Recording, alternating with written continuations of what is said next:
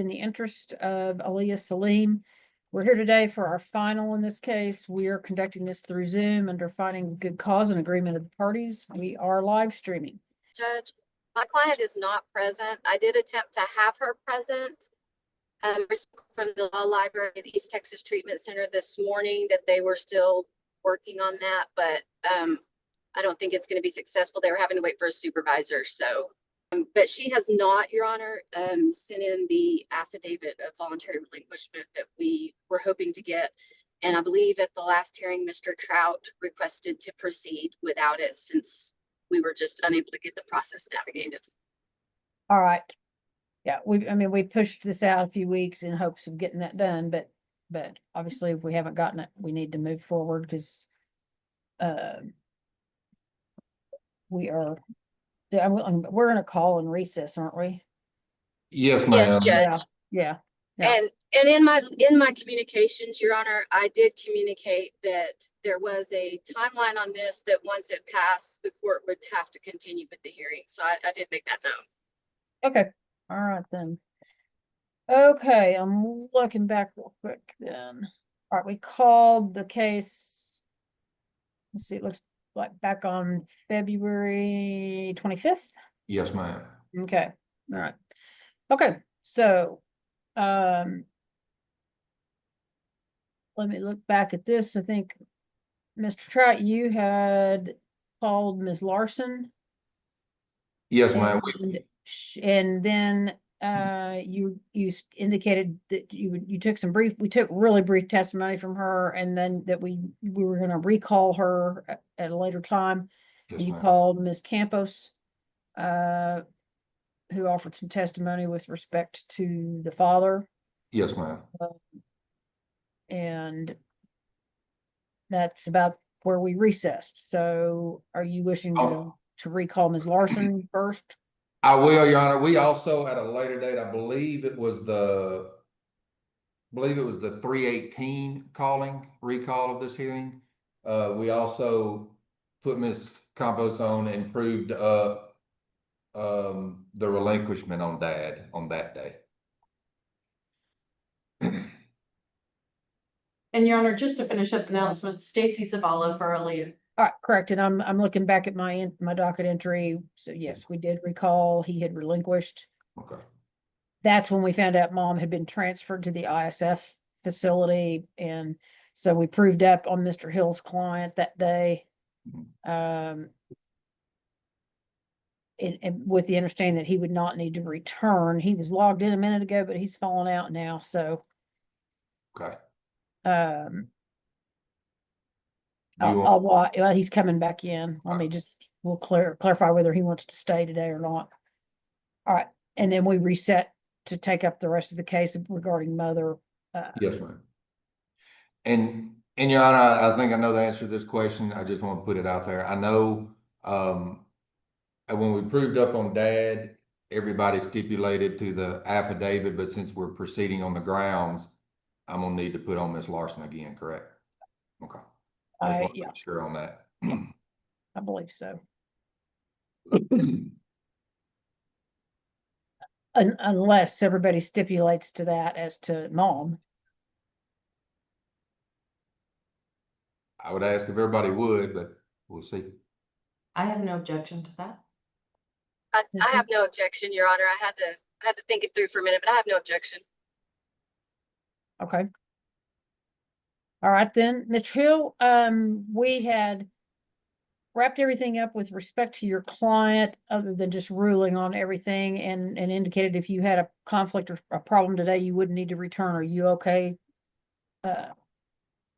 with your time appearing today? Yes, ma'am.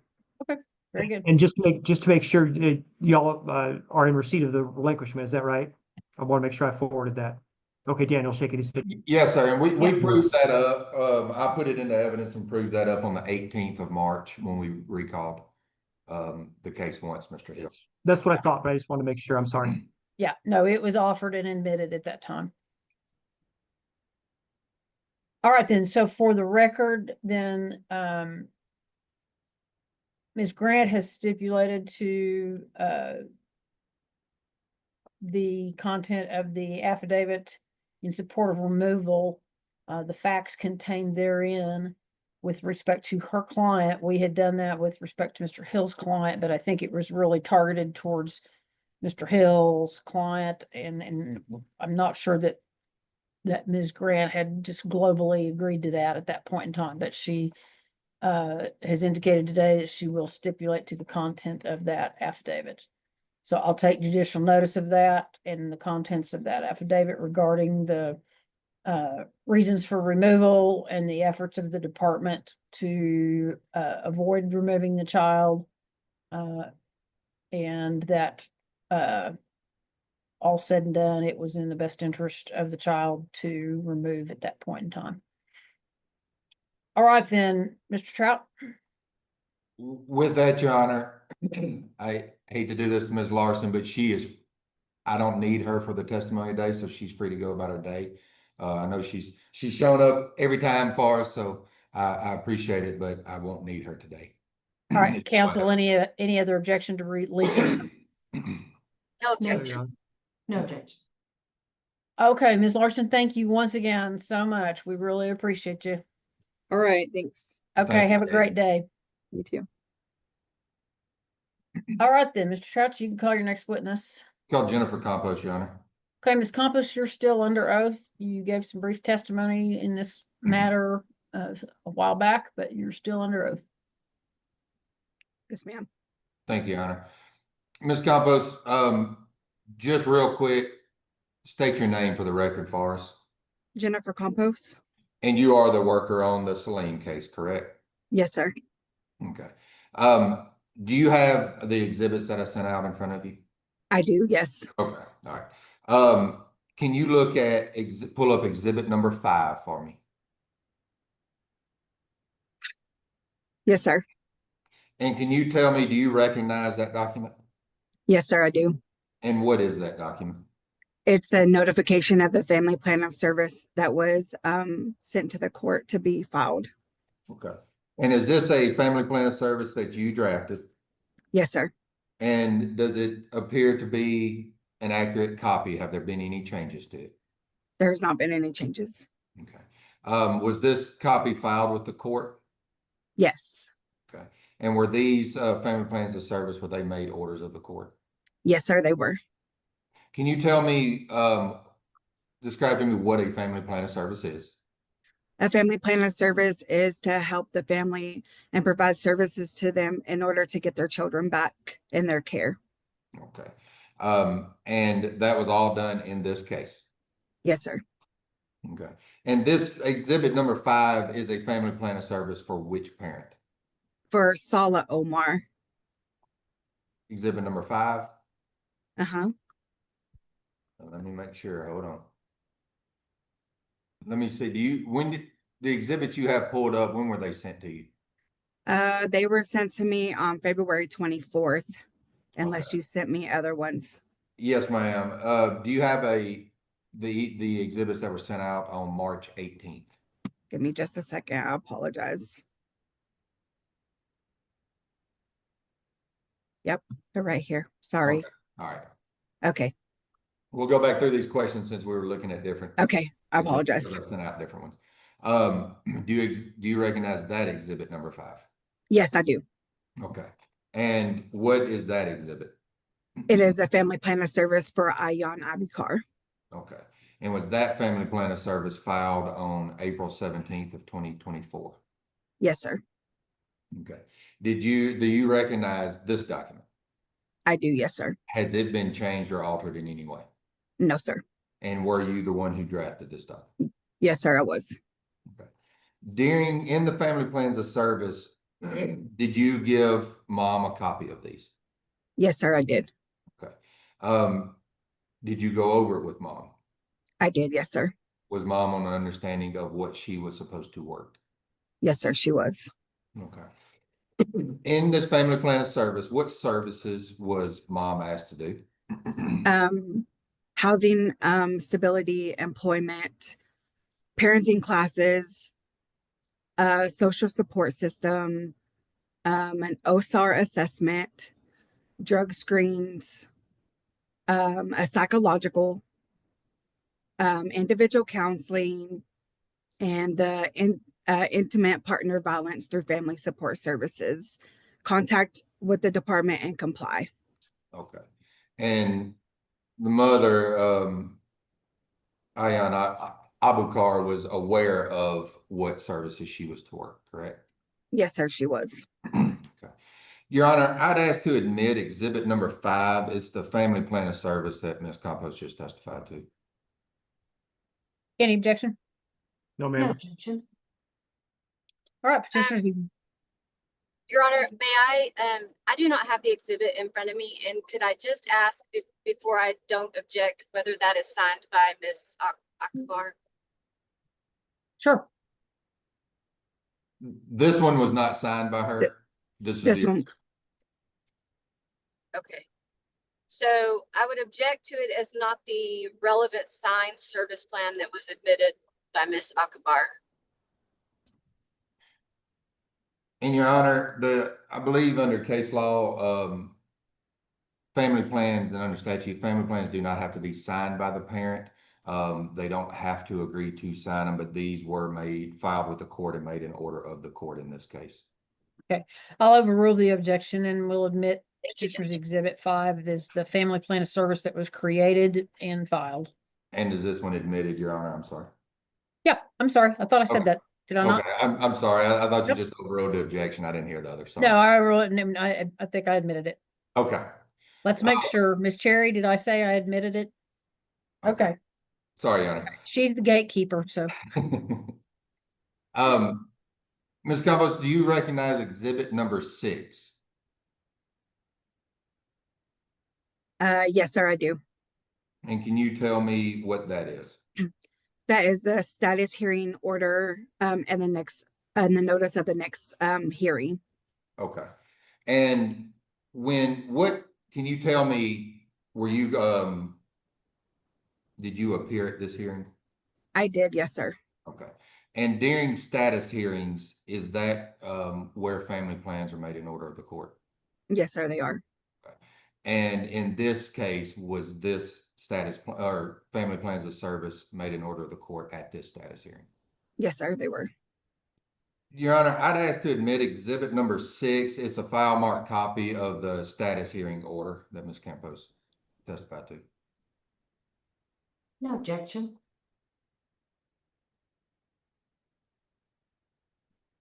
No objection. I didn't hear Mr. Hill. Any objection? No, ma'am. All right, petitioner's exhibit 6 will be admitted. Thank you, Your Honor. Ms. Campos, during the course of this case, how did mom do as far as working her services? She only completed one service, which was the psychological evaluation. I tried several times to get her set up with parenting classes. She would log in and then say that nobody was there. So she did attempt to try and do them, but she never completed any. I tried several times to get her into individual counseling. I tried to get her to go to the intimate partner violence classes, and she never made any attempts to those. Okay. So we'll just walk through them real quick. Her housing stability, how was it throughout the case? In the beginning, she did have stable housing, but then she got evicted from the house and then had nowhere to go. She ended up in Nebraska with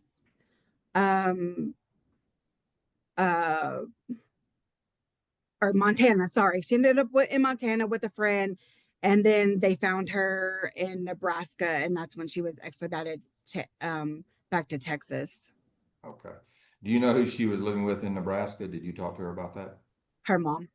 Okay. And you stated that she tried the parenting classes, but was never able to get those completed, correct? Correct. What about her support system? She does not have a good support system here in Texas. All of her family resides in Nebraska, and it looks like the only support system that she has maybe is her mom. But other than that, nobody. Okay. Did she ever complete her OSAR assessment? She did not know, sir. Did she drug screen for you? She did screen for me when she was court ordered.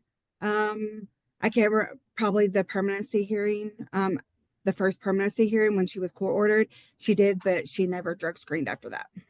Okay. And you stated she did do a psychological. She did, yes, sir. Were there any recommendations from that psychological? There were recommendations of her to take specific parenting classes to better help her understand, what it would take to take care of Alia. Okay. And since she did not do the normal parenting classes, did she complete these under the recommendations? No, sir, she didn't. Did she do her individual counseling? No, sir, she did not. Did she ever start or initiate her domestic violence support group? No, sir, she did not. Did she stay in contact with you throughout the case? Yes, until probably September, October probably is when she really fell off. Of 2024? 20, yes, sir. Okay. When you say fell off, what do you mean? I could not get a hold of her. I tried to call her several times. I tried to text her. She would never respond to me. The last time I talked to her, she was in Montana, and that was the last time I heard from her. She never responded after that. Were you able to speak to her when she was incarcerated here in Potter County after that? I did one time, and the second time I went to see her, she refused to see me. Okay. And when was that? I don't know the exact date. Probably January, February. Okay. Overall, did mom comply with her family plans of service? No, sir, she didn't. When we've been in this case for a little over a year now with the recesses, correct? Yes, sir. Okay. When was the mother's last visit with the child? The mom has not attended any visits with Alia at all Throughout the whole case? throughout the whole case. To your knowledge, is mom able to provide adequate shelter and necessities for the child? No, sir, she's not. A safe place to live? No, sir. And she has not visited the child throughout the life of this case? Correct. Where is the child placed now? The child is placed in a foster home. Is the foster home a long-term placement? Yes, sir. Okay. And are they willing to adopt Yes, sir, they are. if the child becomes available? Yes, sir. Okay. Placements met the child's needs, Yes, sir. cared for the child, Yes, sir. given her a safe place to live. Yes, sir. Where is mom currently? Mom is currently in ISF in Henderson, Texas. Okay. And do you know why she is in ISF? She had a probation violation, and they sent her there for the probation violation. Okay. Do you know what charge she was originally arrested on? Assault on a public servant. Okay.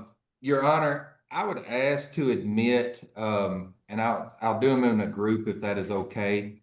It is exhibits 7 through 12. Exhibit 7 is a certified copy of the indictment on mom for the assault of the public servant. Exhibit number 8 is a certified copy of the order deferring adjudication. Exhibit number 9 is a motion to proceed with the adjudication of guilt, certified copy. Exhibit number 10 is an amended motion to proceed with the adjudication. Exhibit number 11 is the defendant's plea on the community supervision revocation. And exhibit number 12 is the order on the revocation, Your Honor. And those are all certified copies. Okay, any objection to 7 through 12? No objection. No, ma'am. No objection. Our petitioners exhibit 7 through 12 will be admitted. Thank you, Your Honor. Ms. Campos, have you said you have not had any contact with mom since January or February when she refused to see you? Yes. Have you tried reaching out to her since then, though? When I would go to Potter County, I would ask to see her and she just would refuse to see me. Okay. And was that monthly? Yes, sir. Okay. Have you been able to make contact with her or try to make contact with her since she has been in ISF? No, sir, I have not. Okay. Do you know if with the ISF program, if you attempted to, would they let you through to speak to her? I'm not sure. I've never dealt with ISF, so I'm not for sure if they would or not. Okay. All right. And she was transferred to ISF right after the first calling of this case, correct? Yes, sir. Ms. Campos, are you asking the court today to terminate the parental rights of the mother, Ayan Abukar, as to the child, Alia Celine, based upon her failure to work services? Yes, sir, I am. And also based upon her constructive abandonment of the child? Yes, sir. And you testified earlier the child is in a good, loving home that is willing to adopt? Yes, sir. And do you believe that it's in the best interest of the child to terminate these rights and allow her to be adopted? Yes, sir, I do. And we took testimony on this earlier, but just to refresh on it, you're also asking to terminate the parental rights of the father, Shala Omar, as to the child, Alia Celine, based solely upon his affidavit of voluntary relinquishment Yes, sir. and willing to waive all other grounds as to dad? Yes, sir. And do you believe that's in the best interest of the child? Yes, sir, I do. Thank you, ma'am. I'll pass the witness, Your Honor. Ms. Grant, any questions? Very few, Judge. Ms. Campos, have you had cause to look up Ms. Abukar in the Texas inmate search recently? Yes, ma'am, I did. And As part of reviewing that publicly available website that's maintained by the state, would you have any reason to disagree with me that she currently has no projected release date? correct.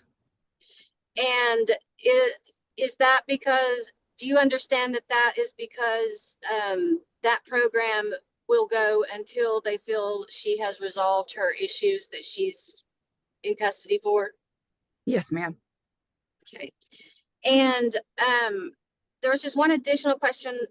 Do you believe that the service plan that you provided to Ms. Akubar was narrowly tailored to address the reasons for removal in the first place? Yes, ma'am, I do. And do you believe if she would have completed those services that they would have been sufficient to successfully reunify the family, possibly in the end of this case? Yes, ma'am, I do. Okay. And how's the child doing? She is doing very well. She's growing. She is doing amazing. And is it in the best interest of the child that the mother's rights be terminated, even though she has not returned her voluntary relinquishment as she indicated? Yes, ma'am, I do. Do you have any reason to disagree or strike? Let me restate that. Does it surprise you that Ms. Akubar has stopped responding to mail and has not returned any of the items that have been mailed to her by the people involved in this case? No, no, ma'am. Has that been your experience as well in the past 4 to 6 months? Yes, ma'am. Pass the witness, Your Honor. Okay, Mr. Hill, any questions? No, ma'am. Ms. Zavala? I have no questions. Okay, Mr. Trout, anything further from Ms. Campus? Just one quick thing, Your Honor, to refresh. Ms. Campos, as to Dad, at the first calling of this final, we admitted in the DNA evaluation showing that Mr. Omar was the father to the child, correct? Yes, sir. And on top of asking for termination on his parental rights, you're also asking the court to adjudicate him as the father. Yes, sir. No further questions, Your Honor. Anybody have any other questions for Ms. Campos? No, Your Honor. No, Your Honor. All right, does the department rest? Department rest, Your Honor. Okay, Ms. Grant, anything to present today? Nothing to present, Your Honor. I will be filing with the court copies of the certified letter receipts that we made in an attempt to provide the relinquishment to the mother. We did not receive it back, and we did not receive any cooperation in our attempts to make telephonic contact. Very well. Okay, do you rest? Yes, Judge, I rest. All right, Mr. Hill, anything today? No, ma'am, rest. All right, Ms. Zavala, anything to present? No witnesses, I rest. Okay, Ms. Zavala, do you have a recommendation? I do, Your Honor. I do believe it's in Alia's best interest for parental rights for both parents to be terminated at this time. She is in the placement she's been in since the beginning. She is thriving, and I look forward to her future. I do believe all of this is in her best interest. All right, thank you. Then at this time, I am going to adjudicate the father, Salah Omar, as the father of the child, Alia Celine, and establish the parent-child relationship between the two of them. I find by clear and convincing evidence it's in the best interest of the child, Alia Celine, to terminate the parental rights between the child and Omar, Salah Omar, and under his voluntary affidavit of relinquishment of parental rights under the K grounds, and the best interest under 161.001 subsection B2.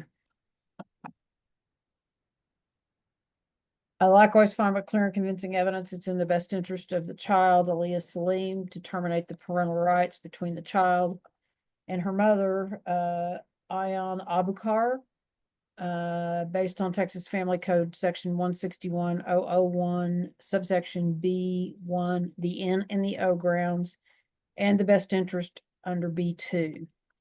At this time, I will name the Department of Family and Protective Services as the permanent managing conservator of the child. I'll dismiss all court-appointed attorneys with the exception of Ms. Zavala, who will remain as the child's attorney ad litem and guardian ad litem. And that will occur after the appropriate de novo and appellate timeframes have expired. Counsel, as always, if you're instructed to file a notice of appeal, please wait to do that until a final order has been signed and adopted by the referring court. And also be mindful, of course, of your de novo timeframe since I've rendered an open court. For those still involved, our next review hearing on the child will be on July 10th of 2025. That'll be on a 9 o'clock docket.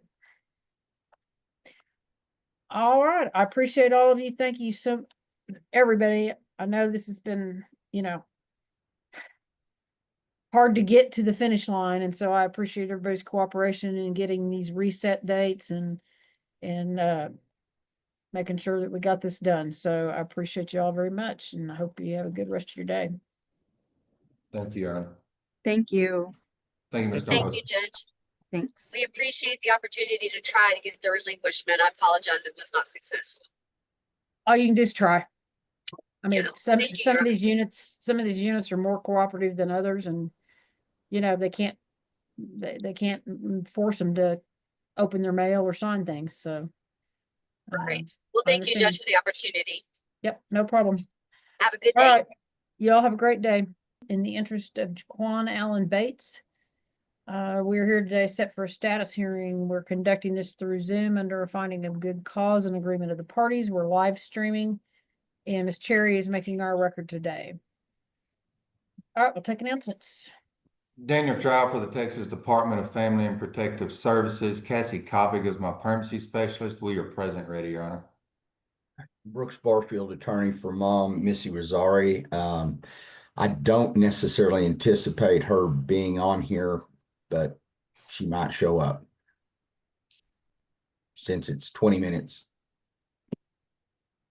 later than the other hearing was scheduled. So ready to proceed. She is not in the waiting room, just. Okay, I'm ready then. All right, Mr. Taylor. You are muted, so if you are there and speaking, we can't hear you.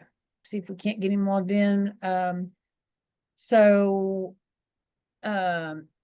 Kopic, if you want to go ahead and start giving us an update, that would be great.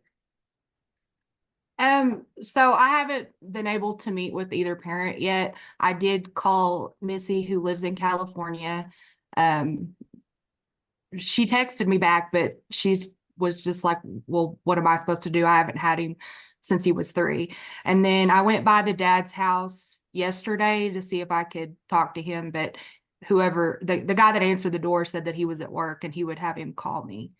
I didn't prepare the family plans, the worker from Kaufman County did. So I don't even know if it hasn't been signed. So I don't know if it's been went over with them. And then Jaquan's in a residential treatment center. He doesn't like it. He wants to be moved somewhere else. I told him I could put in a placement request, but without an active discharge, you know, it's probably not going to be a priority. And then he wants a placement that will, you know, let him be himself. You know, he wants to wear girls' clothing. He's trans. I don't know that there's necessarily a place that would be accepting of that or any more accepting of that as well. So, but I did tell him I could put in a placement request or something different. So I know this was transferred in, like you said. We don't have signatures on service plans, correct? Correct. Correct. But we have service plans that have been filed and everything for today's hearing. Correct, Your Honor. They were filed on April 16th. Yeah, okay. And Your Honor, just for the court and I asked from the department, since this case was transferred in, the adversary hearing was done in the other county before it was transferred. From what we saw, they did not redirect child support and medical support to the department. There's a prior order for mom to pay child support and medical support, and then there was a joint managing between paternal grandmother and mom originally, with dad as a possessory. Grandmother passed away, I believe, last year. There's I believe another order that specifically states mom is still to pay child support and medical support. So that we are asking that be redirected to the department. Just child support, or was there some medical support? Medical support also, Your Honor. Okay. You may have said that and I just missed it. I'm sorry. That's fine. So in the temporary order that they entered, there was no mention of that. Not that we saw, Your Honor. Okay. So we have added it into this order and we would be asking for it today. Okay. Okay, Ms. Kopic, anything else to add? I don't think so. Okay. All right, Mr. Barfield. I would just, obviously, I have not had contact with their client. We reached out. We did not get a response. I would like if Miss Kopic, if she can either put on the chat or send me an email just to make sure I have the same phone number she does so that I could reach out to my client and see whether she wants to participate in this case or not, based on her responses as related by Miss Kopic. If not, I'm gonna broach the subject of a voluntary relinquishment with her. I'm sorry, I'm cutting all the way to the chase this early in the case, but based upon the reports I've read, it doesn't appear that at this point we have any family that's willing to or able, I guess, to take care of this kiddo. So that's kind of the direction I'm headed. Now, if she wants to participate, I'll try to get her involved. She's out in California, the last information I had, so may be difficult. That's all I have. All right, I appreciate it. I mean, he's 17, so I mean, Yeah. we're kind of in a cut to the chase position, Yeah, it's kind of what I, frankly, yeah. you know. So you know, if she, you know, tells us that she has no interest in participating in any of this, then let's see if we can't get that done. Yeah, and Absolutely. I think that would be, I mean, and I think that would be best and probably better for this child as well. You know, if he's going to be in care for a bit. I just need to make sure that I have the right contact information. Thank you very much. I just got it. That's all I got, Judge. All right, thank you, sir. Okay, we got Mr. excuse me, Mr. Taylor logged back in. Mr. Taylor, can you hear us?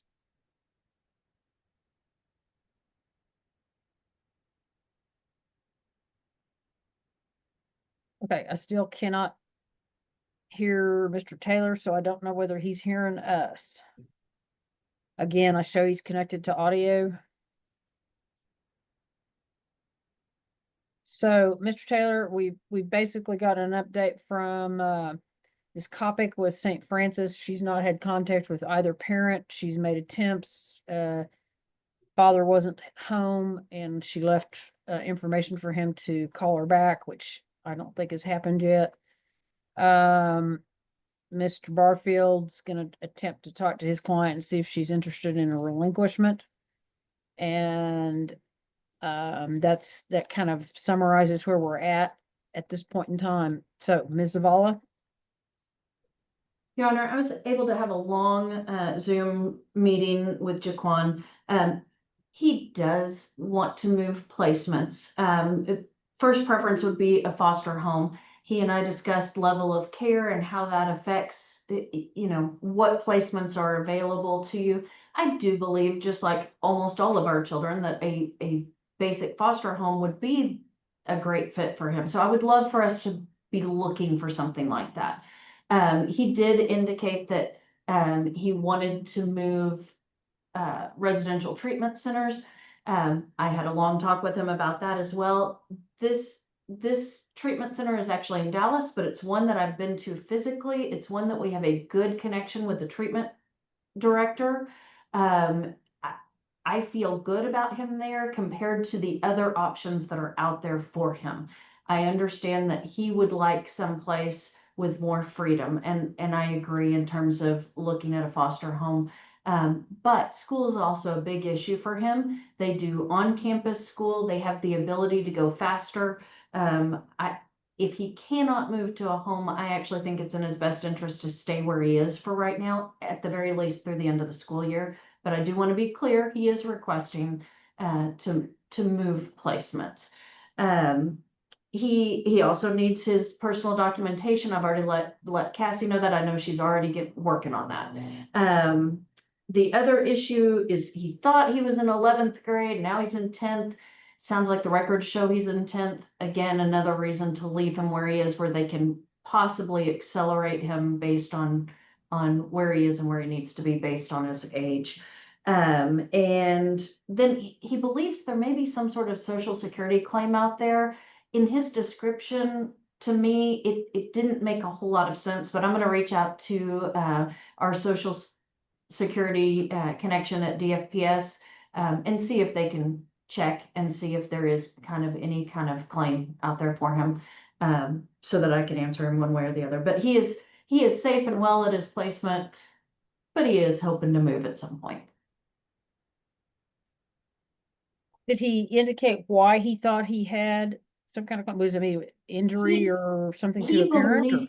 I kind of walked through it with him, and it does not sound like it's based on a disability. He believes it's a death benefit because of a grandmother who he thought had legal custody of him, and so something like that.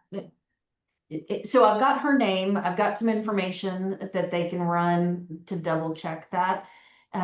Just the numbers he was talking and what he thought was out there didn't make sense and didn't really add up. And I let him know that, but I let him know that I would absolutely check to see if anything's out there. So I do have the name of the grandmother that he believes these benefits are linked to. And I'll be getting that over to Mr. Radke. Is that Miss Sanders? Yes. Yeah. Well, it used to be that without the adoption, I don't think he would have been in line for that, but just as a managing conservator, but maybe that's changed.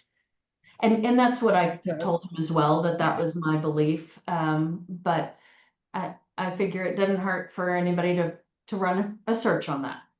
No harm in that. So I appreciate you trying to run it to ground. Okay. All right, then, today, then I'm going to continue the department as temporary managing conservator. I would find that there would be a continuing danger to return the child home today. Department will continue to use reasonable efforts to reunify the family. I'm going to order the service plan as an order of the court. And I have no objection to St. Francis trying to find a less restrictive placement for Jaquan, because I can certainly see this going into a PMC kind of situation. Until we really find something that is maybe a longer term, much better situation. And I agree with Ms. Zavala. I mean, he's in a place where maybe he can get caught up in school. That's obviously important as he approaches his 18th birthday. So, I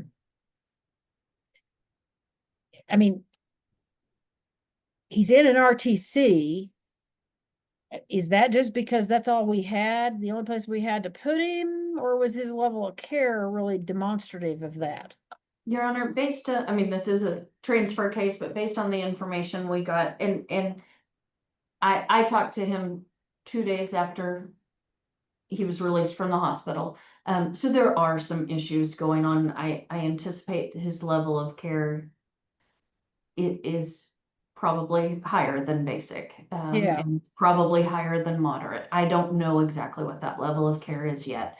But I believe there are some reasons that was the only placement available at the time of search. Yeah, I mean, based on, of course, I went back, to read the affidavit in support of removal and all that, and I don't want to get into specifics on YouTube, but I mean, it did appear to me that there were some events that would indicate that he needed that higher level of care right now. So I don't want to be in a big rush to start looking for something a whole lot less restrictive, just because he would like that. We have a lot of kids that would like that, but okay. I just wanted to be sure I was remembering correctly. Okay. Yes. All right, then, I'll sign the status hearing order, and our next hearing will be, August 21st of 2025. That'll be on a 9 o'clock docket. Mr. Barfield, good luck. See what you can get accomplished. And Your Honor, can we get a ruling on the child support medical support? Oh, I'm so sorry. Yes. Yeah, I will order that mom's child support and medical support would be redirected to the department. Made a great big note about it. I just didn't say it. That's it. Thank you, ma'am. Okay. Thank y'all. And Brooks, I'll go ahead and just have a relinquishment sent over just so you already have it in case. Yeah, that'd be great, because we have, for lack of a better term, for this situation, we have created a kind of a form letter that we have, and then I could actually include that. Okay. With an explanation of what it is. We plan on getting that out certified mail here pretty quick. Okay. And we're, now that we have and then, of course, we have that text feature at the office as well, which people tend to respond to very well. So yeah, I'd like to get on this because, you know, if I can get her to kind of get involved in some way, I really would like to do that. So, I mean, because I don't think she's, based upon what I've learned and read, and I don't think she's, lack for better, I don't think she wants. Yeah. Okay. Well, I'll get it to you. We'll try to get it to you today, so you'll have it when you get ready to send your letter out. All right, I appreciate you. Yes, sir. Okay, I'll call cause number 89892D in the interest of Nevaas size William Haskins Jr. and Jalisa Haskins. We're here on a review hearing. We are conducting this through Zoom under a finding of good cause and agreement of the parties with live streaming. Ms. Cherry is making our record this morning. All right, we'll take announcements. Todd Alia on behalf of the Texas Department of Family Protective Services. I'm present, ready to proceed. Your Honor, Heidi Elliott will give us an update. Jerry Ross for the children, Your Honor, present, ready. Okay. Ms. Elliott, what do we have new since you filed your court report? Good morning, ma'am. Morning. The siblings are doing really well on their placements. They've developed strong bonds with their foster parents. They're ready to be adopted. They feel at home there. They're doing really well in school, A's and B's. Jalisa's currently in soccer and she loves it, and Williams in boxing. It keeps them busy. This case is now will be assigned to our new adoption worker. So she'll be proceeding with this adoption after the hearing today. So hopefully in the next month or so, they'll be adopted. That's what we're shooting for. Such a long time coming, so I hope it comes Yes. around quickly. Yes, ma'am. And Judge, I will say it's very exciting news, and I think the kids are, this has definitely been the happiest they've been in any place, man, over the last several years. It just seems like they've adjusted very, very well. All right, I'm thrilled that they're in a good place. Sorry to hear about a few little hiccups, but it doesn't ma'am. sound like it's anything that's disrupted the plan. And so it's one of those I can hardly wait moments. Yes, ma'am. All right. Anybody have anything else to report? No, yeah. Okay. Do they have a court date yet? No, ma'am. Okay. What is kind of, what do we have left? Well, I've given the foster parents their subsidy packet, and they're supposed to be working on it. I followed up with the adoption worker, and she's supposed to be reaching out to them pretty soon to get that going. So they're in that phase of negotiating subsidy. Yes, ma'am. Okay. Could be a couple months, maybe. Yes, ma'am. All right. Okay, well, I just hope it goes as fast as it can go. So I'll continue the department as permanent managing conservator and continue their placement. And we are scheduled for another review hearing on October 9th of 2025. That'll be on a 9 o'clock docket, and the sun and the moon and the stars, and hope everything's aligned and we won't need that hearing. Yes, ma'am. Okay. Thank you. All right. Keep us posted. Yes, ma'am. All right. Thanks so much. Thank you. Thank you, Judge. This was All the right, only well. case that I had pending in your court this morning, so may I be excused? Yes, sir. Thank you. Okay. Y'all have a good day. The idea when they transfer to the adoption unit now is that the adoptions are consummated within like 60, no more than 90 days. So Yeah, I kind of thought it was usually about something like that. So yeah, I just hope it happens quickly. yeah, it should, because there's criteria that we have to have in order to send them to adoption. So a lot of the stuff is done except for the final stuff. So Perfect. Well, I'm real excited for them. And really excited we were able to keep them together. All right, thanks. We are here today for a review hearing after final. We are conducting this through Zoom under a finding of good cause and agreement of the parties. We're live streaming. Vince Nowak for Cameron Shelton. I am present. My client is not. I'm ready. And Jerry should be chiming in. There he is. Yep. Thank you very much. Sorry, Judge, I'm here. No problem. I knew you were close because we had you just a second ago. Okay. Ms. Zavala, go ahead. Stacy Zavala on behalf of Indiana. Okay. I have read the update. Ms. Brown, what do we have new?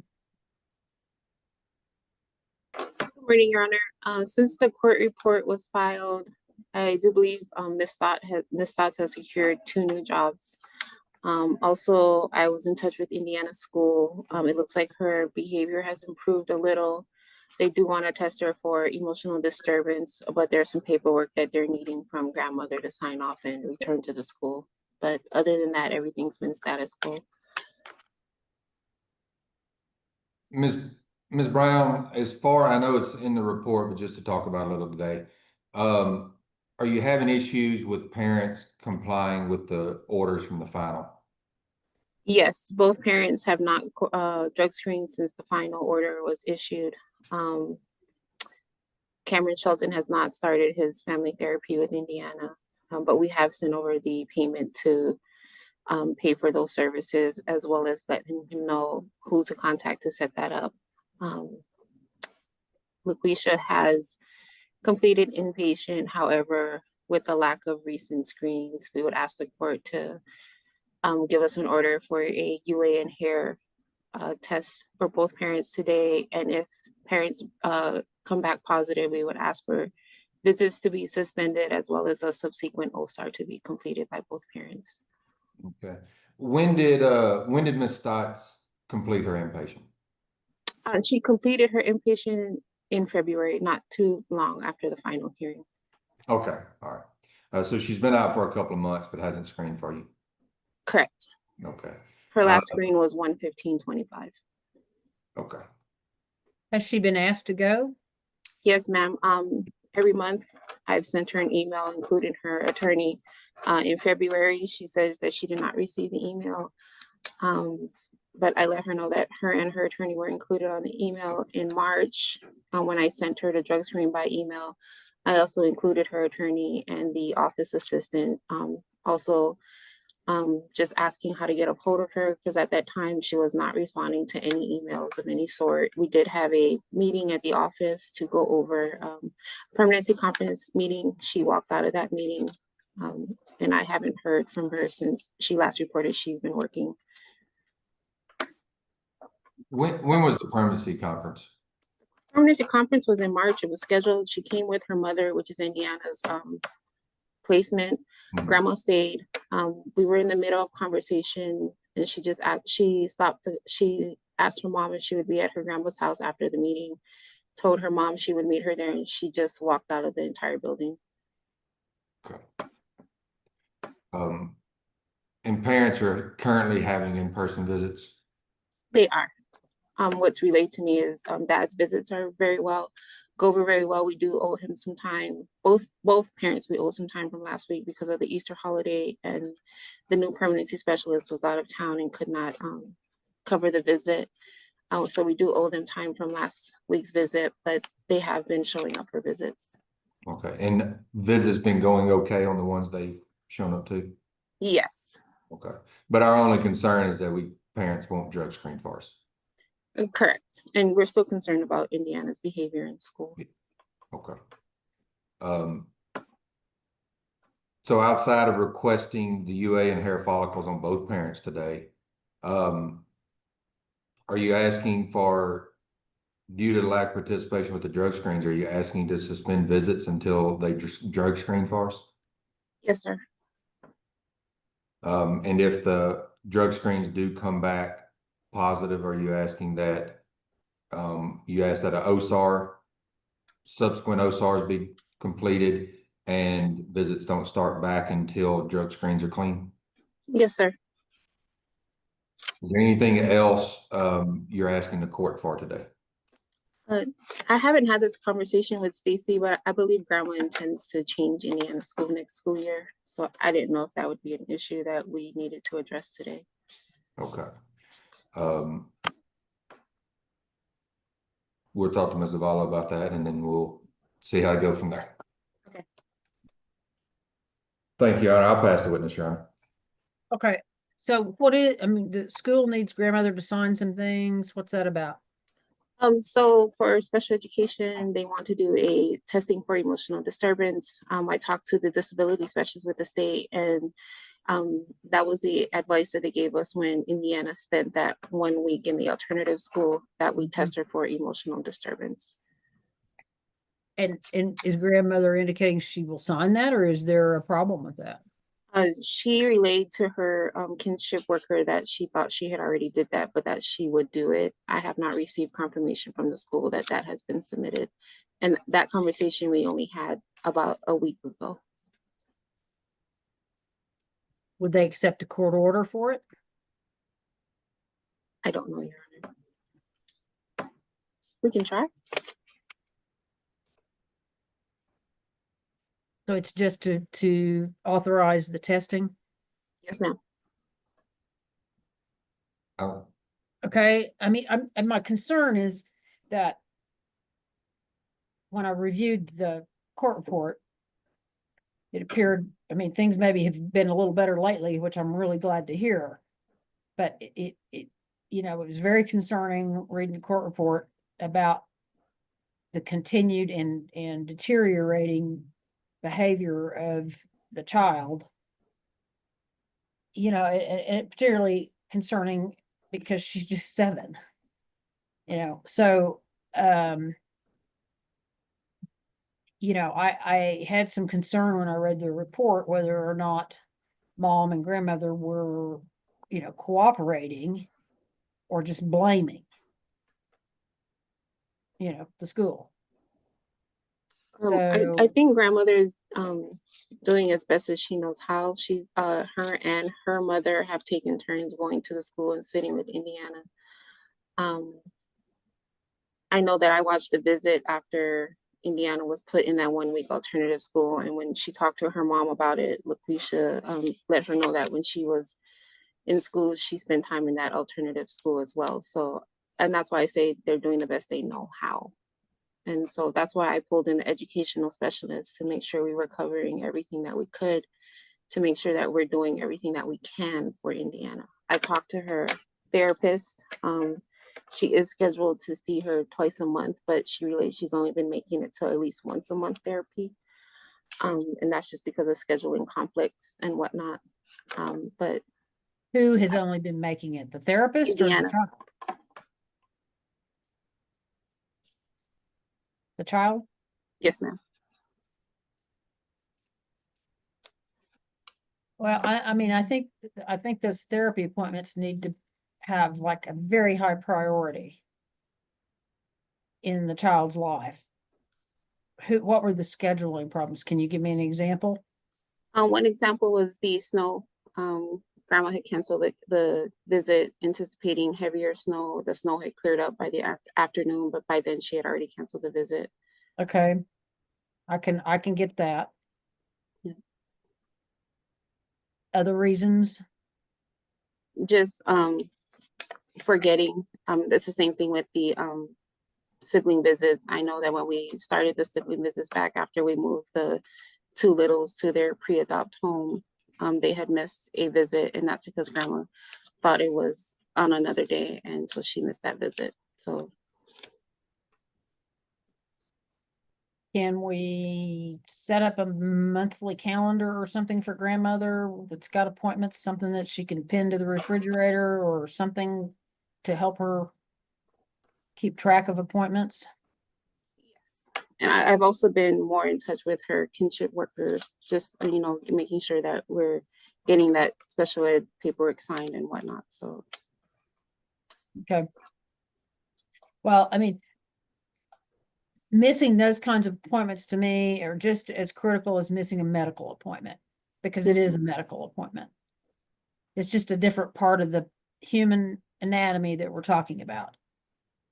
And so, you know, missing therapy sessions when we've got a child that's got these kind of issues at 7 years of age is just like missing an appointment with the child's cardiologist in my book. So I think we need to stress to grandmother how critically important those are. Yes, You know, ma'am. we've got to get a handle on this kiddo, and we've got to get a handle on, you know, why she's acting out the way she is, and how do we start teaching her to cope with that. I mean, I just, you know, I think I know the answer to some of those things, but I don't know the answer to all of those things. So, okay. All right. Anything else, Miss Brown? No, Your Honor. It's mainly why I question if we should allow grandmother to move her to a different school next year or not. I know the school and grandmother have some history. So maybe if she does go to a new school, it might be better. Not entirely certain. I think it's a non-issue. If I recall, I believe this elementary school is one of the ones that's scheduled to close next year. But I as soon as I saw that list, I knew that that's where Indiana was. I've worked well with the school. I've got no issues with the school. I think they work well with you. But it's going to be a fresh start next year for her, no matter what. Okay. So not we don't have to even make a decision about it. It's already been made. Okay. Yeah. Judge, I apologize for interrupting, but I believe Cameron may be in the waiting room. Okay, he is. Let me bring him in. Thank you, Judge. Okay, Mr. Morales, anything on behalf of you and your client? She's here, so I didn't know whether you could see her, but she is logged in. I cannot see her, Your Honor, but I think if I recall, she did report the same thing. I think she didn't, I don't know, for whatever reason, receive that email. I'll try better to communicate with her on top of the email back and forth to call her as a secondary. Jerry, we're having a real hard time hearing you. I'm sorry, Judge. Can you hear me better now? Yeah, we're hearing you right now. Okay. I believe Ms. Stotts has reported the same thing as far as not having received that email. And so I'll do better about making sure not only I follow up with an email, but I'll call her as well, especially when it comes to the drug screens, just to make sure that she's getting that. We've communicated about a lot of things, and you know, obviously the appeal with the other case, she's had several questions on, and so that might have gotten missed on something that I needed a reminder of. So moving forward, when they get that sent to me, I'll make calls as well as just emailing her. Okay. All right. Appreciate it. All right, Mr. Nowak, your client, I've admitted, but it just says joining. So he's trying to log in again. So I'll keep trying to bring him in. I can give him an update after we complete this hearing, Judge. Well, there he is. Okay, he is in. I'm not sure he's got audio with us yet, but okay, he does now. Okay, so Mr. Nowak, then from you and your client today. I don't have any questions, but I would like to thank Tiffany for always including me in emails, for always taking my calls at the weirdest hour of the day, and it's always good to see you, Tiffany. Thank you, Judge. I'll pass the witness. Okay, and I would just direct everybody's attention to Ms. Smith's chat to everyone regarding this testing. So I concur that, I mean, it would be great if we could get this done so that they would have all of this at the beginning of the school year next fall. All right, Ms. Zavala. Your Honor, I've spoken to the school. I actually was up there yesterday and met with Indiana. Yesterday was a good day. She was in a good mood. They did say that it was better. She and I have had some discussions about what starts that behavior, and she starts talking about other people making her mad. And so we've had some discussions about not giving away her power, not letting these people get her in trouble. You know, they make you mad, you react, and you're the one that gets in trouble. You're giving them that power. I think grandma is reinforcing those types of messages, and it would be helpful if she hears the same things from her parents. Those visits with her parents are very important to her. And so I do very much worry about this escalating behavior in school and how that's going to affect her through her entire life. I apologize. I was up at the school. I didn't realize that paperwork issue was still out there. I should have realized, and I should have asked them about that. But with St. Francis as permanent managing conservator, it sure seems like we should be able to do some paperwork if we can't get that back from grandmother. I'll be happy to do a court order. I'll be happy to call, find out what paperwork they need from us. It sounds like grandmother seems willing to sign the paperwork. It's just a matter of getting it done. And it does, with the end of school and change of school, we want that process started so that we don't have to wait until the beginning of school next year to start that process. So I'll be happy to draft some sort of court order about that. I'm gonna order it I'm gonna put it in my order today. So if Ms. Brown, if you'll get the exact, name or language of what the testing is, I'm gonna essentially order the requested testing by the school, and I'm gonna take Ms. Smith's suggestion and I'm gonna go ahead and order a psychological evaluation of the child, so that we've got that in hand as well. Yes, Your Honor. All right, Ms. Zavala, I didn't mean to cut you off but I just. No, that was about it. I think the school was working well with her, but it's gonna be a non-issue. She'll have to be at a new school next year anyways. But she was having a good day. I sure hope that parents start cooperating and keep cooperating, because they are important to her. And she talks about those visits and she talks about her parents. And it is going to be hard on her if those visits stop. So I really hope that they cooperate. Okay, since I've got Mr. Shelton here, Ms. Stotts, do you have video? Yes, ma'am. All right. Okay, so I'm gonna order both of you to go drug screen today before 4 p.m. out at Care Express. You're gonna do hair and you're gonna do UA. Failure to do that is obviously gonna be deemed a positive result. And if you fail to show up for those drug screens, I'm gonna stop your in-person visits with the child. Because I don't know. And if you come back positive, if you test and you come back positive for meth or for fentanyl, I'll stop the in-person visits, because that can be transmitted to the child by skin-to-skin contact. Now, but those two substances is what I'm talking about. I want to be clear with the department. Your Honor, I'm actually in a training right now, and I won't be done until 5, so I can't. Well, they close. I'm sorry? What are you in a training for? For work. For what work? What With job? me. I'm healthcare. I work at Rest Care. Can you be there by noon tomorrow morning? Yes. Okay, I'll order you to be there by noon tomorrow. Or Mr. Shelton, can you be there by 4 o'clock today? That shouldn't be a problem. Okay. Folks, we've been going down this road for so long now. I mean, I can't believe we're having this conversation again about y'all not appearing for drug tests, not cooperating with us. Do y'all understand that when I didn't terminate your parental rights on this child, I did so for a very good reason. And I did it because I felt like it would not be in the best interest of the child. I felt like it would be devastating to the child. And we're having enough behavioral problems as it is. So do you guys get the fact that failing to cooperate with all of us, failing to try to level this kiddo out, your non-cooperation is directly impacting the child.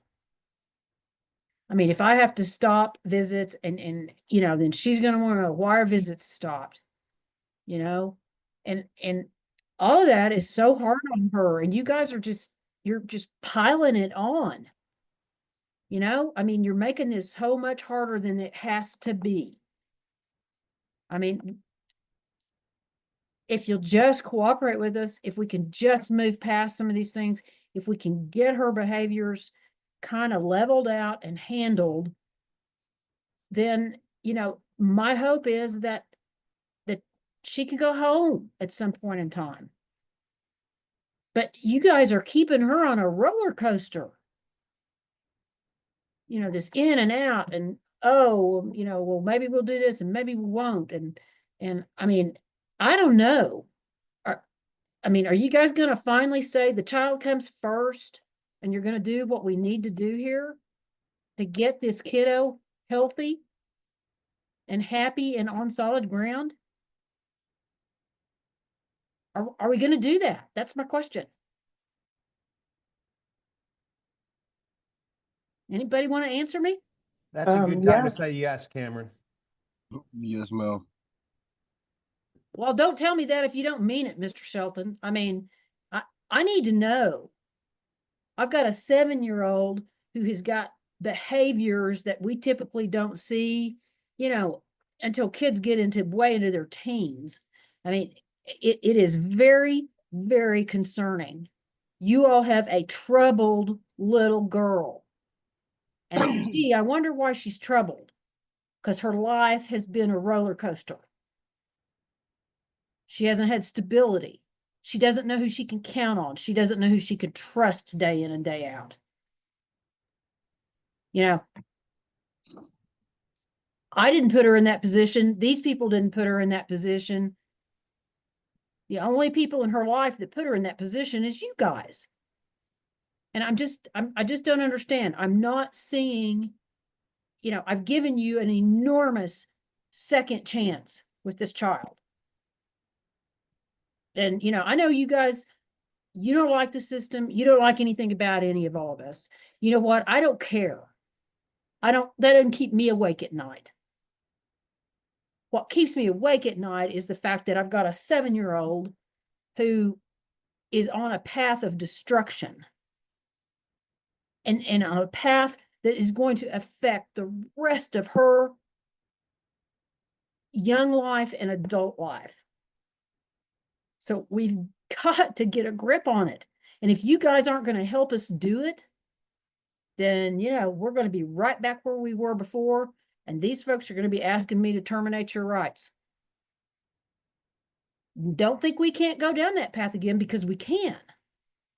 And we will, if it is in the best interest of this child. So I don't know what else to say to y'all. Quit being, I'm sorry, we're out on YouTube, but quit being pissed off at the world and just do what you need to do for this little girl. All right, I hope when I see you all back in October, which is 6 months away, I hope we have had a total 180-degree turnaround in our attitudes about this. Because if we haven't had a 180-degree turnaround in our attitudes, then, I have to look a different direction for permanency for this child. That is my ultimate responsibility to her, is permanency, stability, health, and happiness. And if she ain't going to get it from you two, then I'm going to look elsewhere. Everybody understand? Yes, ma'am. Talk to your lawyers. If you got any questions about it, talk to your attorneys. They will explain it in greater detail. So, Mr. Shelton, you'll be there before 4 o'clock today to give us a hearing UA. Ms. Stotts, you'll be there before noon tomorrow to do the same. If you fail to appear or they come back positive for methamphetamine or fentanyl, I'm stopping the visits until we have clean UAs on both of you. I'm going to order the requested testing by the school, and I'm going to order a psychological evaluation on the child. I'm going to continue the department as permanent managing conservator. I'm going to continue placement, sign the order when it's presented, and I'll see y'all back October 9th of 2025 at 9 a.m. And we're going to have a whole different approach to this case. Okay? Your Honor, one question. If anything comes back positive for any substance, can we order a new OSAR just so we don't have to call back into court if that's the case? Yeah, I'm good with that. If we have an illegal substance other than what we've talked about, sure, I think another OSAR would be appropriate under the circumstances and the history in the case. Absolutely. Okay. Thank you, ma'am. All right. I'll Judge, add it just to for- my docket entry. Just for quick clarification, and I know you're running late, and I appreciate No, it's that. okay. This is more important. You just said about the substances we talked about, if it comes back positive for marijuana, and I'm not suggesting it would. Right. I'm just Right. asking the question: would that trigger an OSAR? That would trigger an OSAR Thank you, Judge. because of the history in the case. It would trigger an OSAR. So if it come back for any illegal or illicit drug, then that would trigger an OSAR. The only reason I'm stopping visits is if it's methamphetamine or fentanyl. Yes, ma'am. Okay.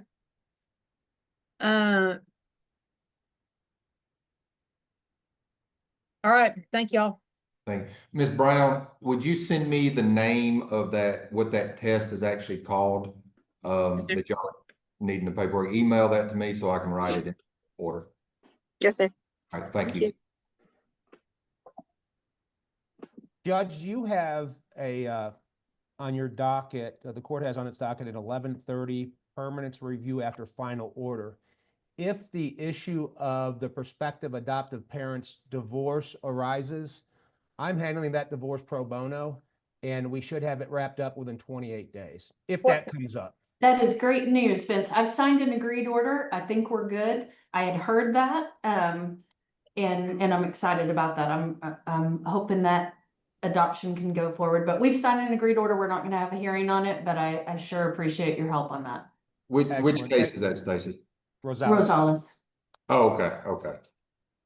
And with that, and with the court's permission, I will exit the virtual courtroom. Absolutely. My apologies for my rant. Judge, you know what? I almost sent Rachel an email saying it's good to see Judge Baker. Thank you, Judge. I don't think any apology was needed for that. None whatsoever. Y'all have a wonderful day, and thank you very much, Judge. All right. Thank y'all. Thank you. In the interest of Elizabeth and Sky Rico, cause number 98096-1 in the interest of Camden Martinez. We're here today for permanency hearings on each case. We're conducting these through Zoom under finding of good cause and agreement of the parties. We're live streaming. Ms. Lane, thank you for filling in. I appreciate it. So if you want to give us an update since the court, what's happened since the court report, that would be great. Okay, what I was told is the kids are doing great. There's no issues with them. They are developing as they should physically. Sky is still delayed in her speech, and Camden still struggles with articulation, but otherwise is doing good. Sky will be having an evaluation to go to ECSE next year in school, but should be admitted no problem due to her speech delays. Mom has refused to meet with Christina and has been non-responsive to any and all attempts for her to meet. She is not following the requirements of the mediated agreement. She doesn't attend visits unless we transport her, as she has no backup plan for rides. She's missed 8 visits since February till April 17th. She has not been attending doctor visits or follow-up with foster parents.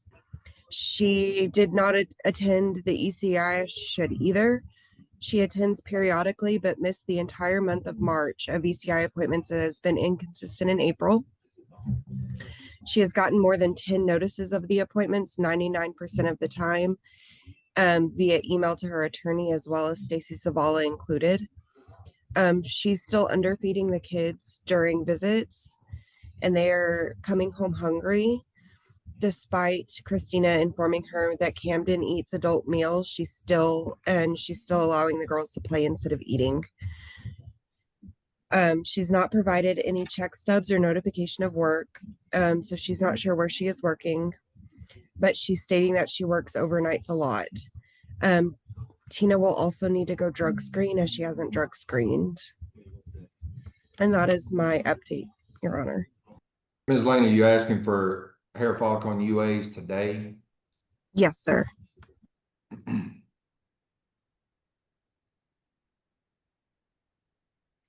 Okay.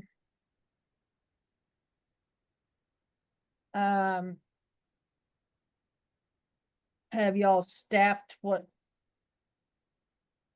you're wanting to do about all this? She has not staffed this yet, Your Honor. Okay. All right. Mr. Barfield. Your Honor, obviously not the report that we wanted to hear. We're in the process of trying to contact Tina to see kind of what's up with her at this point, because this is absolutely kind of 180 as to the direction she was heading. So we're in the process of trying to get her in and see what I can do to try to help the situation. You know, and so that's where I'm at. Okay. Ms. Fouts.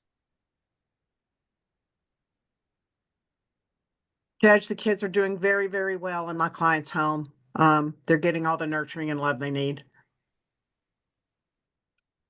Okay, and I mean, Ms. Pear, mom's not knocking on your door, ringing your phone off the wall.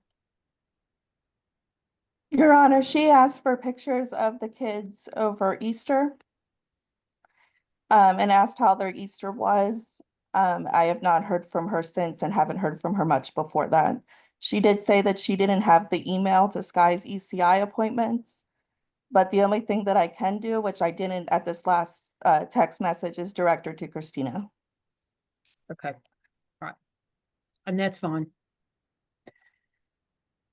Okay, well, I appreciate you being here today. All right, let's see, Ms. Zavala. Your Honor, the children continue to do very well in placement. I got to Zoom with them and see them. You know, they're thriving there. They do very well there, and I've got no concerns about them there. Your Honor, can I ask Mrs. Zavala a question? Absolutely. Stacy, you heard the same report I did. What information do you have? Have you had have the kiddos related anything to you? So the kids are still very, very young. Right. My information comes from both Christina and placement, and I will note, I didn't see if amended reports came in. I know for 98% of our cases, when we're in the permanent managing conservatorship stage, the reports generally only have information about the kids. I would ask that going forward that the report in this case include information about mom, because none of that was included in the report that was filed.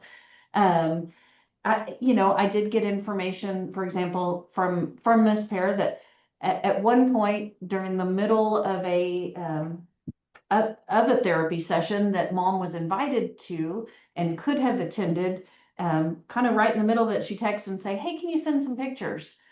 Okay. But didn't mention anything about the actual thing that was going on right that moment. It's kind of the continuing concerns about, we need her to know what's going on with the kids, right, and be involved. So, okay. All right. I just kind of curious if you'd heard anything. So I'll try to get on it and see what I can do. Thank you, Judge. And Judge, I will say that I most of what I've seen have been some emails that come after mom has not been responsive to some things. I'll get attached to some of those emails. I will say I didn't know the whole of everything kind of the same. I noticed the report didn't mention much, and Ms. Zavala, I was planning on addressing that with my clients that we need a little more information as far as mom and the reports. I would ask Ms. Lane also, Ms. Lane, did Ms. Hunter mention anything to you about where mom is living now? Because I had received an email back in February that mom had moved out of that rental she was in. Is she living with her mom now? From my understanding, that was the last I did hear on this case, that mom was living with her mom. Okay.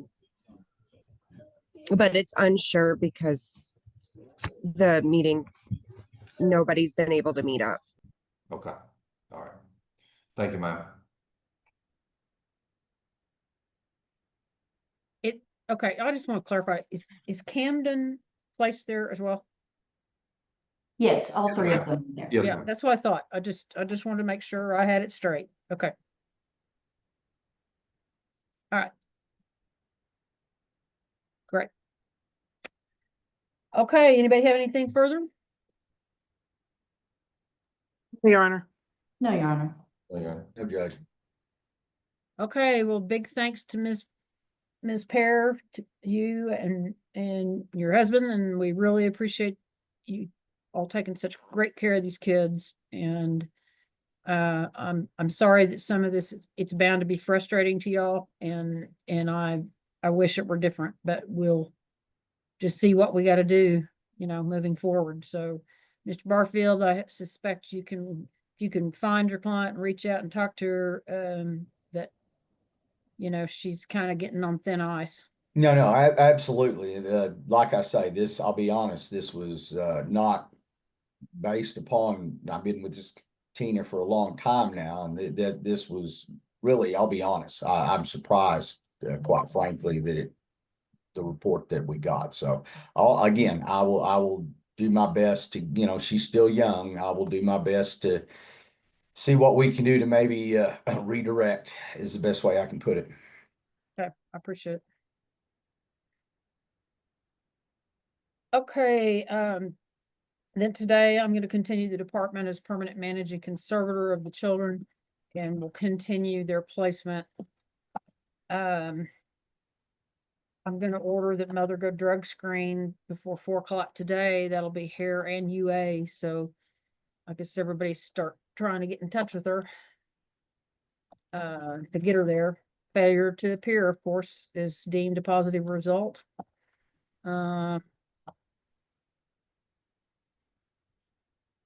Let's see.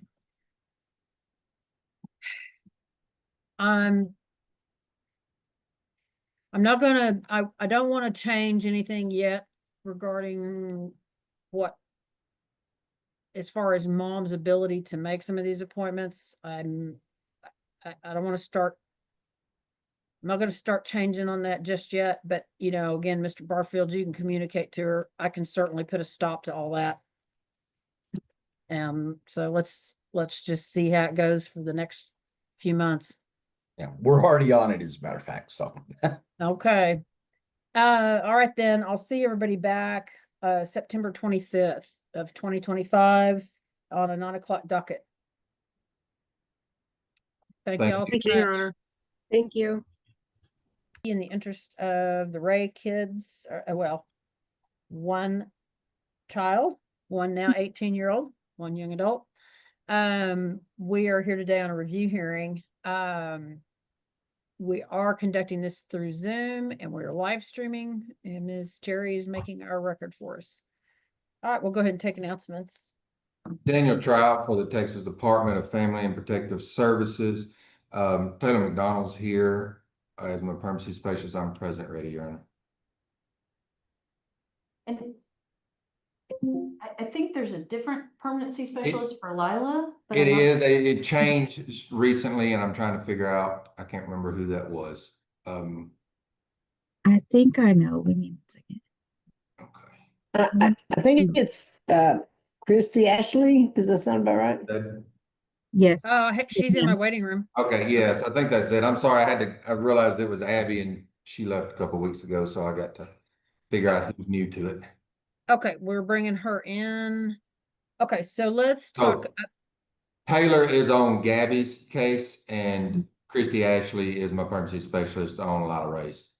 Okay. And then Stacy Zavala on behalf of both of the girls. Janelle Garrett with CASA. All right.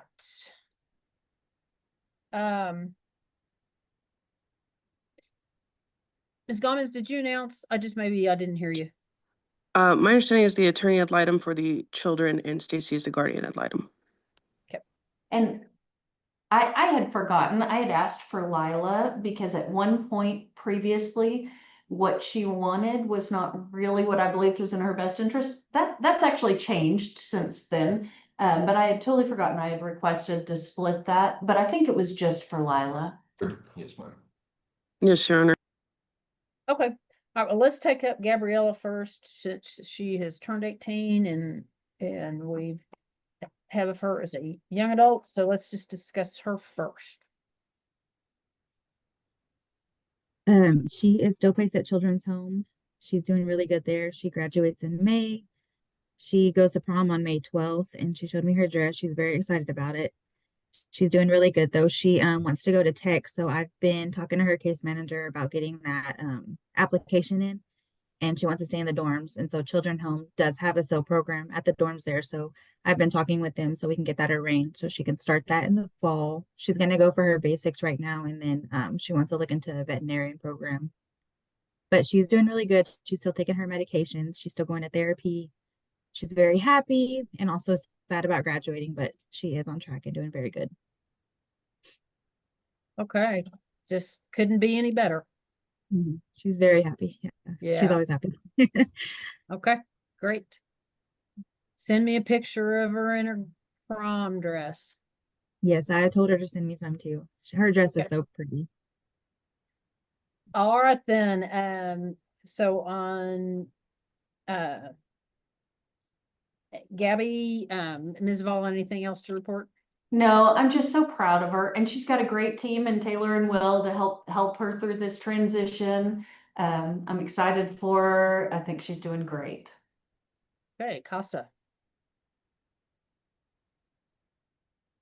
My advocate that just started on this case went and saw her a couple weeks ago. She was very happy to meet her. She's doing great. And like Taylor said, she is wanting to go to Texas Tech and stay in the dorms. I'm just really happy that she's made it this far. Okay, sounds great. All's good. All right, how about Miss Lila? I went and saw Lila on Tuesday. She's doing very well. She would like to set up arrangements to watch virtually the graduation for Gabby. So I did send Jennifer an email to try to get that set up. She said that she wants to do what she needs to do to continue to level up in her current placement. And we did recently get a TARE inquiry on her, so a selection staffing will be being set up for that. So have we turned a corner, you think? It was my first time to meet her. Abby transferred the case to me about 2 weeks ago. So right now I can only go off of what she's telling me. I haven't heard that she's doing anything inappropriate from the placements, and I've been in contact with them. So hopefully we're turning a corner. Okay. Does she know about the interest on TARE yet or not? Yes, ma'am. And she was very excited to hear that. Okay. All right. That might be some motivation and encouragement. Yes. All right. Okay, then Ms. Zavala, anything to report additionally on Lila? I'm very proud of Lila too. She is saying the right thing. She seems to be engaging in services. She's having regular contact with Gabby, and I'm thrilled that that's being set up for her. I feel like she's headed the right direction, and I'm really excited about that. I'm glad she's having contact with her sister. I think that could be a real motivator too. And, yeah. And an awesome example of what can be done and where she can end up. So Good. I'm sorry, I misspoke and said I sent an email to Jennifer, but I meant that I had sent an email to Taylor about the graduation situation. Okay. All right, and Ms. Gomez. I agree with Ms. Zavala's analysis on my client. Okay. Yeah. All right, Ms. Gomez, because of her age and everything, I'm going to leave you in play for a while, even though, right, you know, at this moment, she may be on board with best interest and all that, but you know, I mean, her history has been, you know, it's been a little up and down. So, yes, ma'am. Zavala, are you comfortable with us just leaving things alone for right now? Absolutely. You know, the more people in her corner, the better. Okay. All right. I agree with that. Okay. And Costa, have anything else to report on Lila? And she is, like everybody has said, she's really turned the corner. She did have a little bit of problems, you know, in the beginning, causing drama, but she is getting much better. I know that she struggles not being with her sister or being around her sister, but I think that she has kind of accepted it now. So I'm really happy that somebody is looking at her on TARE. I did not know that she had been picked or there was a selection. But I'm excited about that. That will hopefully give her some more incentive to do what she needs to do. All right, great. And just to be clear, Gabby signed extended care, correct? Yes, Judge. Yeah, okay. All right. Okay, then on obviously on Gabby, then we're going to extend the jurisdiction at the young adult's request. We will have and then on Lila, I'm going to continue the department as PMC, and we'll continue her placement. And then we'll review both girls again on July 24th of 2025 on a 9 o'clock docket. Okay, thank you all so much. Thank you, Judge. Thank you, Judge. Thank you, Your Honor. Thank you. 7-1 in the interest of Michaela Ellery. We're here today set for an adversary hearing in this matter. We are conducting this through Zoom. We are live streaming right now. And like I said, I'm recording to the Zoom cloud as I don't have a reporter. So if anybody needs a copy, let me know and I'll make it available. All right, we'll go ahead and take announcements and then I need to address Mr. and Ms. Ellery. Daniel Trout for the Texas Department of Family and Protective Services. Haley Joint is my representative from the department. We are present, ready, Your Honor. Stacey Zavala on behalf of Michaela. All right, thank y'all. And Mr. and Ms. Ellery are both present today. Okay, Mr. and Ms. Ellery, I know in the past you have had Mr. Turman representing you. I don't know whether you intend to retain him to represent you in this case or not, but I do have to, by law, I'm required to admonish you that you do have the right to have counsel represent you in these cases. If you can't afford to hire your own attorney, and if you qualify, you know, I can appoint an attorney to represent each of you. If you know, I'm not sure what your intent is about that today. So before we proceed any further, I sort of need to know about that. I'm not real sure at the moment. I know when we had contacted him, he said that he was busy with pavilion cases currently. So I'm not Our really intention sure. is to have him represent us moving forward, Judge. It is? Yes, he's just not able to be present at this time. Okay, we haven't gotten anything from him saying that he was going to represent you in the case. So I don't know whether you all may not have officially met with him, retained him, and, you know, done all that. So are you comfortable moving forward today, or are you wanting to reset this hearing until Mr. Turman is present? It's not the first review. Yeah, I think we're comfortable with going ahead and. Yeah, we can progress forward today, Judge. Okay. Do you want to visit with Mr. Trout, who's of course the department's attorney, and maybe Ms. Zavala, who's Michaela's attorney, for a few minutes to see if you all, can reach an agreement about today's hearing? Or, otherwise we just launch into testimony. I mean, I the think that would- circumstances of the case Yeah. generally, See, are such that a lot of these, it's an agreed, order to the, or an I agreement would like to to name get the on the same parties. page with all involved parties. That sounds good, Your Honor.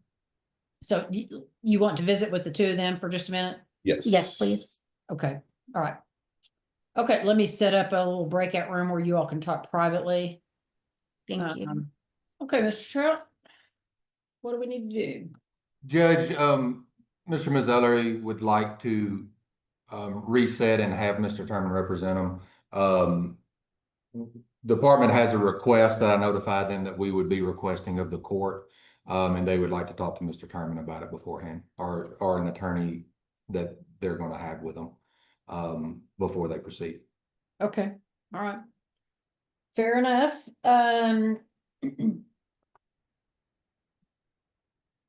We can look at some dates, but we'll have to be able to confirm those obviously with Mr. Turman.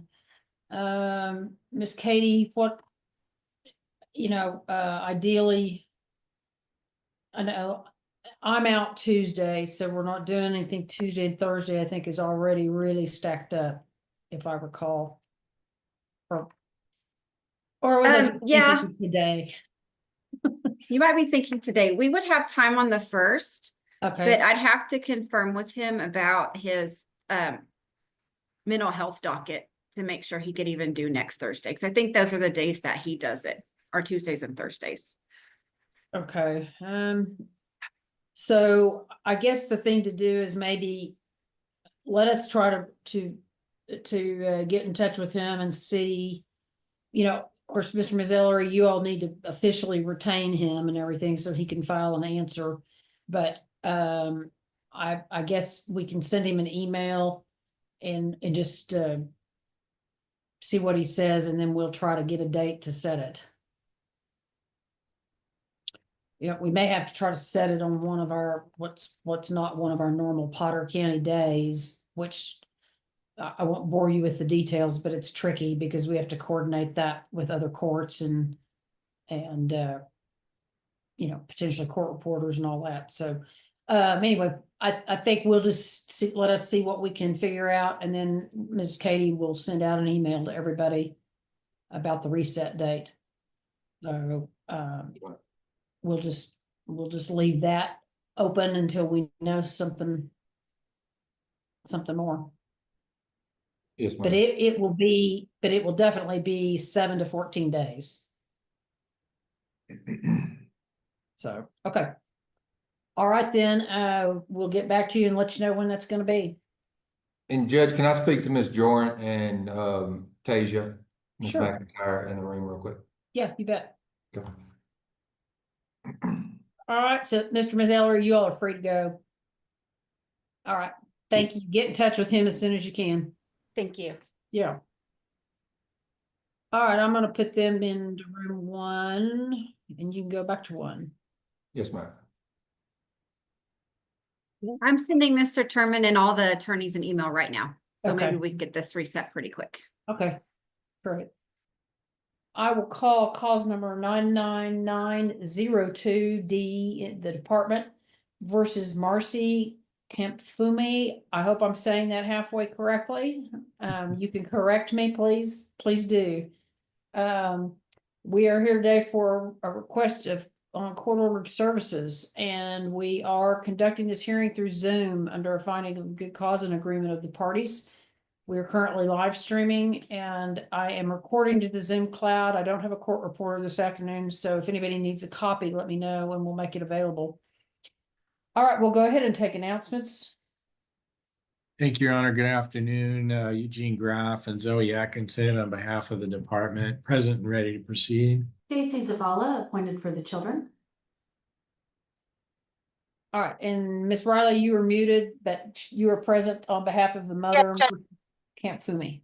Yes, Judge. Tracy Riley appearing on behalf of the mother. All right, then, we also have present with us today, Ms. Holiday.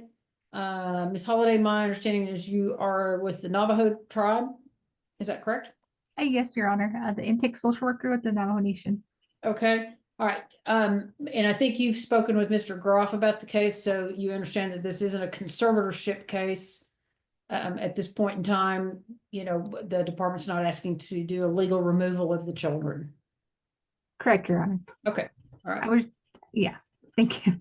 Sure. I have no problem with you, you know, sitting in and participating with us. That's perfectly fine.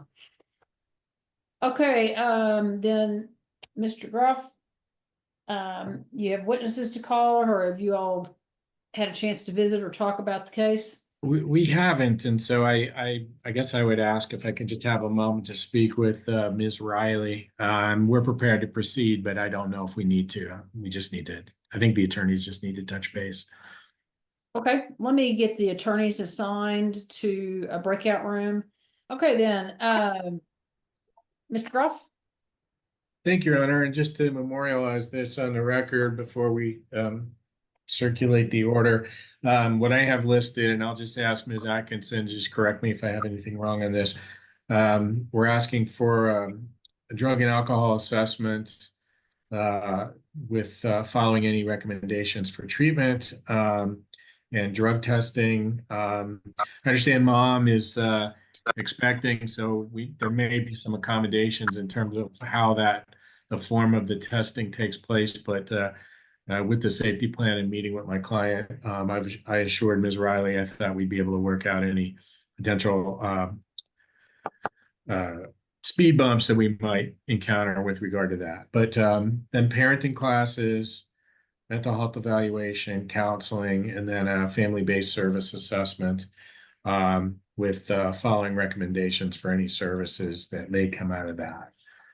But at this point in time, it seems that mom is motivated. It was actually, she was the one who requested help that got us involved. So I'm confident that we'll have follow through and success in this case. Okay. All right, Ms. Riley, that sounds like what you all have agreed to. Yes, Judge. I know that, you know, my client has been having some physical issues with the pregnancy on top of the issues. So I know that the agency has expressed that they're willing to work with her with that and make sure that things head in a positive direction. So yes, my client agrees and wants to move forward with these services and get them done. And I think she met with Miss Atkinson, I think it is, about the safety plan, and I think she signed it.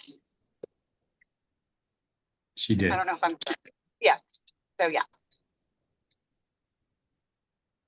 Okay.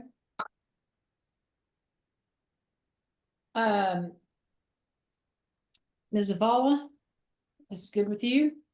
Yes, Your Honor, it does sound like this is in the best interest of the girls. I do want to let mom know my role and that my office will be contacting her to come out and meet with the girls at some point in the future. So I just wanted her to know that. My assistant Kelly is the one that will reach out and schedule that visit with you.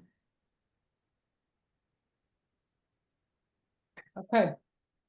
Yeah, so just so mom, so you know, I mean, it's really important when Ms. Zavala and or her assistant need to you know, meet with kids, take a look in on things, that you know, be sure and respond to her calls and so that she can talk to her clients just like you talking to your lawyer. And so it's important you know who she is. All right. Okay, then, anybody have anything else? No, ma'am. All right, then, I will follow the agreement that's been reached, in order Ms. Company to, work the requested services. And, we will have a compliance hearing on this case, on July 15th of 2025. That will be on a 9 o'clock docket. And we'll of course circulate a new link for that. Ms. Holiday, we can try to make sure that you get that. And And so I appreciate, of course, any assistance you all can give the family, and so, you know, we're here because we want to help and try to keep things, you know, on the right track and not get further afield. So, Ms. Confamy, I wish you good luck getting started on things, and I appreciate your cooperation today. All right, thank you all so very much. Thank you. Thank you. All right, unless you, you're Your Honor. staying with me for more hearings, everybody's free to go. No, I'm done. Thank you, Your Honor. I will see you next time. Okay, good to see you. You too. Thanks. Nobody go anywhere fast. Yes, I'm outta here. thank you. So I don't get to be fast on the trigger, Rachel?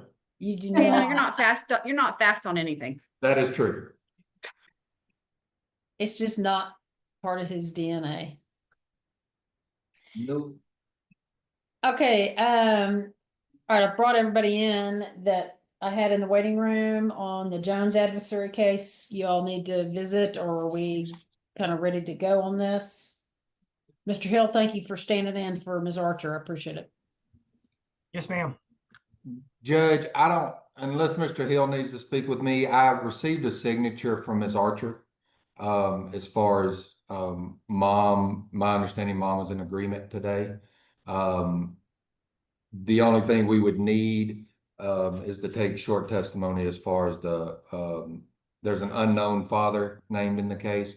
I don't believe we've gotten a name or somebody to look at this point, but there would be testimony as far as that. But other than that, I think we're good.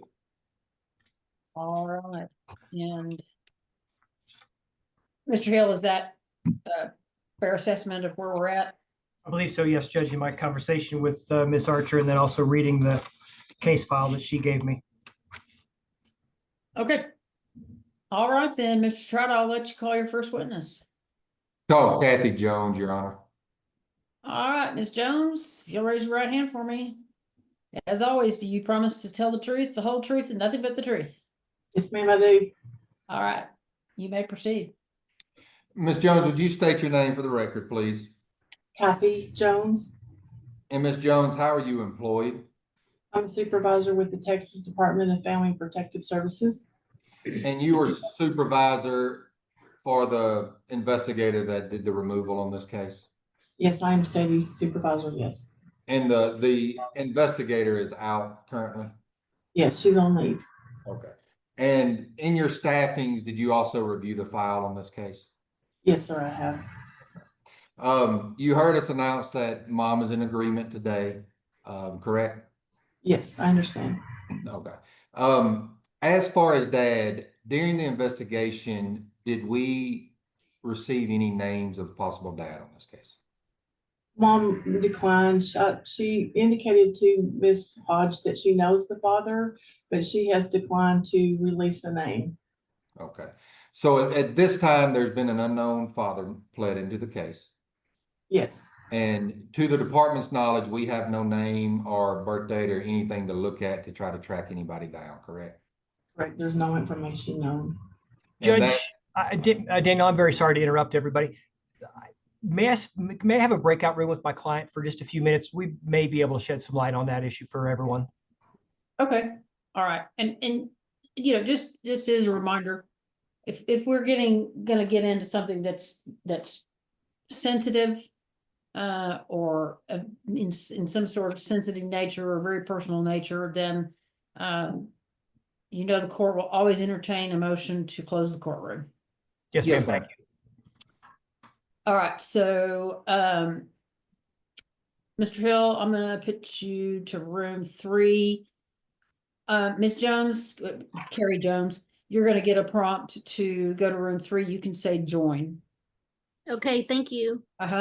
Judge, we're back, and my apologies for the interruption to everyone. I don't think I have any information to share at this point. Okay, Mr. Hill, I appreciate it. Okay, Mr. Trout, you can resume. Yes, ma'am, Your Honor. And I wasn't going into any more questions after that. I just wanted that. So I'll pass the witness at that time, Your Honor. All right, then, Mr. Hill, do you have any questions for Ms. Jones? No, ma'am. All right, Ms. Zavala? No, Your Honor. And All right. Judge, just one follow-up with Ms. Jones. Ms. Jones, you're asking today for the court to award temporary managing conservator to the department, correct? Yes, sir. And that's based on mom's agreement and having an unknown father at this time. Correct. You believe that's in the best interest of the child? Yes, I do. I'll pass the witness, Your Honor. Thank you. No questions. All right. Mr. Trout, any further witnesses? No further witnesses, Your Honor. All right. Okay, Mr. Hill, any witnesses to call today? No, ma'am. All right, and Ms. Zavala, any witnesses to call? No, Your Honor. Okay, Ms. Zavala, do you have a recommendation? Your Honor, I apologize. Can I have just a moment? Sure, absolutely. Your Honor, I apologize. I am back. I just have a quick question for Ms. Carrie Jones, if. All right, Ms. Jones, if you will, please raise your right hand for me. You solemnly swear or affirm that the testimony you give will be the truth, the whole truth, and nothing but the truth. Yes, I do. Okay, Ms. Zavala, you can go ahead. Ms. Jones, did you have a recent in-person visit with the child? Yes, I visited her last week and this week. Today, I'm someone sorry. Did someone come with you to that visit? On the first visit, yes. Who was it that came with you to that visit? So he's my current boyfriend now, and he wanted to be on the birth certificate, but we decided not because because of my own personal situation with CPS, and we want to make sure that it's something we 100% want for the child later on. And so if we're a healthy relationship down the road after I have Debbie back, he wants to legally adopt her. Okay, so when you came to that visit, did you tell someone that he's the father of the child at that visit? No, that everyone knows that he was just gonna that he's not on the birth certificate and that he's just my boyfriend. Okay. I passed the way. I never gave anyone. Okay. Mr. Trout, do you have any questions? Judge, with that line of questioning, Ms. Jones is who came to the first visit with you. Is there any way that person is the father to this baby? No, he's not. Okay. There's no way. Okay. Thank you, ma'am. I'll pass the witness, Your Honor. Thank you. Mr. Hill, did you have any other questions? No, ma'am. Okay, Ms. Zavala, anything further? No further questions of Ms. Jones and no other witnesses. Okay. All right. Counsel, I'm gonna, on the court's motion, I'm gonna stop the live stream. I've got some questions for Ms. Jones. And this may go a little further than what I'm comfortable being out there on YouTube. Yes, ma'am. Anybody have any real heartache with that?